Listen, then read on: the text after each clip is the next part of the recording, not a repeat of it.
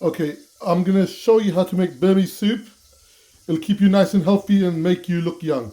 I've got 1 kg of bones. I got the chicken bones left over from my own elsewhere, and I just used about 0.75 kg of lamb bones, which I had in the freezer. But it doesn't really matter what bones you use. 2 onions, some cardamom, some cloves. I've got a garlic ginger paste, and I've also got garlic and ginger. You can use that if you want, or you can chop up these. Makes very little difference. We will start by putting the bones and frying them for a short amount of time until they start going brown. So I will give it a quick stir. The reason for this is when you're boiling them in water, the maximum temperature which you can get is 100 Celsius. And in a pressure cooker you can get slightly higher. But if you're frying it in oil, you can get 200, 210, 220. And that will help break it down. So not for very long, just until you start getting some browning. I have a little bit of browning now. Now I will add the water. I want 1 litre. So adding the first 500 mils. And then what I'll do is I will add the onions. I got 2 onions here. This is a must. You have to have onions. Now I will add the ginger paste, garlic ginger paste. If you can't find it, just use some garlic and ginger. I will use both, but you don't need to use both. And some cardamom and some cloves. These are a must. Most of Southeast Asia make this sort of soup, but with our one, we always have the garlic ginger and the cloves and the cardamom. It's a must for Burmese cooking.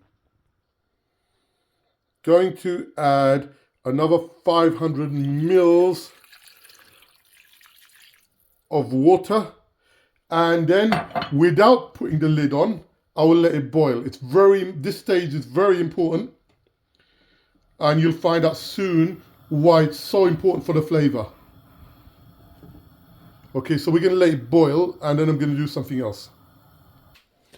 Now that it's boiling, I'm going to tell you how we make it taste nice, because stuff which you get from the health food shops and gyms also have basically the same ingredient, but they taste horrible. When it boils, you get the scum at the top. We have to remove it. I'm going to remove it with a sieve. We have to get rid of those bubbles. They taste horrible. And you remove it, it will taste nice. That's one of the things which we're going to do to make it taste better than what you get from, from a health food shop or a gym. So getting rid of all the bubbles. That's all tastes very nasty. We need to we're going to skim that stuff off. Now I've got rid of the scum, I'm going to add the more delicate flavors. I'll add a teaspoon of salt and a teaspoon of ground pepper, but you can use the whole peppers as well, because we're going to put in a pressure cooker, so you should get all the niceness and the goodness from there.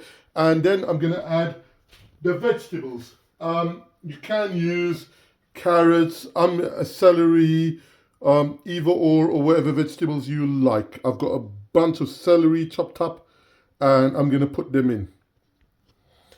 Now I've added the vegetables, it's time to put the lid on, turn the heat up, and leave it for a couple of hours. And we should get all the goodness inside the liquid. With the soup, we only want liquids, so we're going to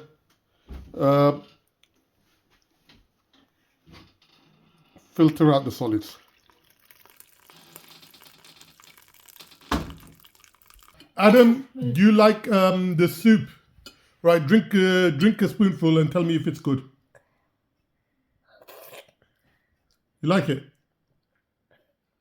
I just drink a bit because it's too hot. I know, but what about the taste if it wasn't too hot? Is it good? Kind of. Okay, it's kind of good, but it's very good for you though.